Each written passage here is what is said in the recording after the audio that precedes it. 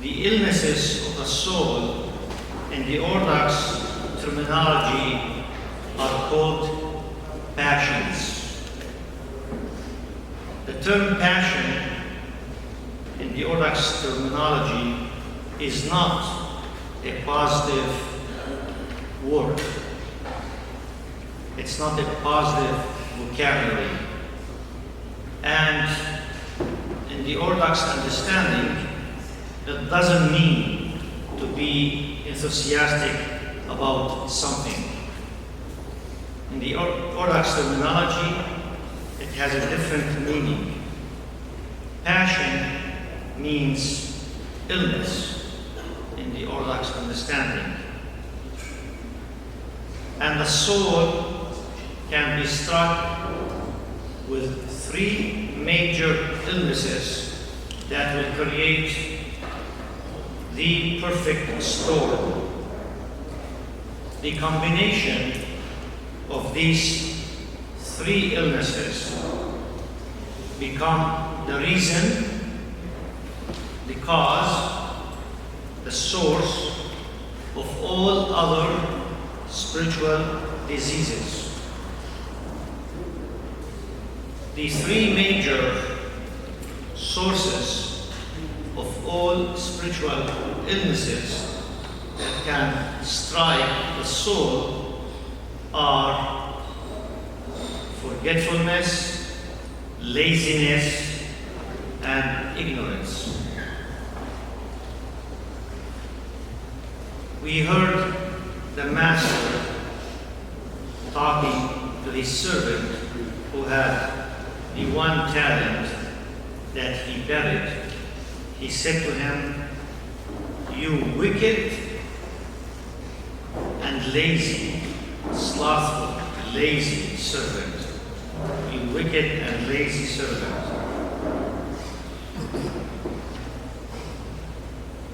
That was the servant who did not follow the instructions of the master to trade and increase his gifts.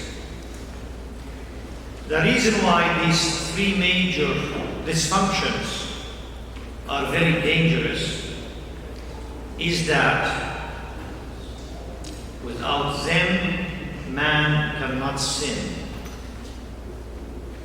So their combination becomes danger because they pave the way toward sinning. Laziness is tied to wickedness, as we heard from the lips of the master. "You wicked and lazy servant." Wickedness is the other face of laziness. So these two, one coin with two faces, laziness and wickedness, they are tied together and they provoke one another. When we are lazy to do our prayers, we lose the grace, the divine grace that sustains us, that leads us to doing things that we are not supposed to do in violation of God's divine law. The anger of the master with his lazy servant was not directed only toward laziness. Laziness is a reference, it's an umbrella for more than just one sin. Laziness can cause love of sensual pleasure.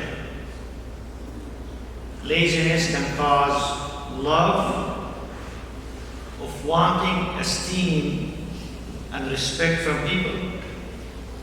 Laziness can cause self-love, senseless love of one's own body. Laziness can cause attachment to one's body, giving the body more importance and more obedience against their souls. Laziness is something that can allow our mind to get engaged in silly thoughts or foul language, immodest speech. Laziness can give us a distracted, unfocused mind. Laziness prevents the person from enduring hardship. Talking about many times, I don't feel like waking up, going to church. It's hardship to get out of your bed early, right? Come here. So what is causing the person not showing up? Laziness. Laziness prevents the person from obtaining, gaining, being rewarded with divine virtues. Because virtues required enduring hardship. Laziness will prevent us from reaching holiness.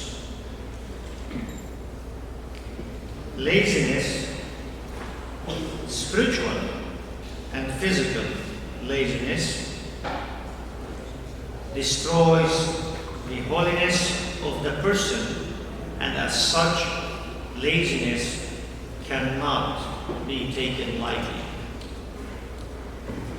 It is true that God is merciful and tolerant, but it is equally true that God is harsh and unwavering. We hear the Lord talking to the servant. He says to him, "You wicked servant, you knew that I was a severe man, taking up what I did not lay down and reaping what I did not sow." He doubled down, he emphasized the Lord that he is a severe God.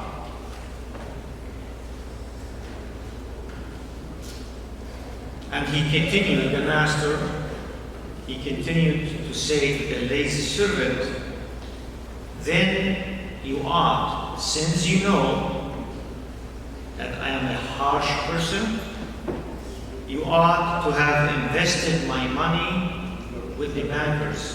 There is no excuse for being lazy. The bankers here is the reference to the church. The church is the is the tool, is the warehouse that facilitates the ability of teaching, learning, and practicing the virtues. That's the place where people are trained to learn about the virtues and to learn how to practice them, and they are encouraged to practice them and given the opportunities to practice them. That happens at the church. This severe warning of the Master is not directed only toward every person. This is directed and includes every church and every church community. The Lord is severe and intolerant with the lazy who do not pursue the virtues of holiness, as much as he is intolerant and unwavering and severe with the churches or the church communities that do not teach or do not train people to learn how to reach holiness, or to help people how to reach holiness, or to emphasize to people that their ultimate destination is reaching holiness.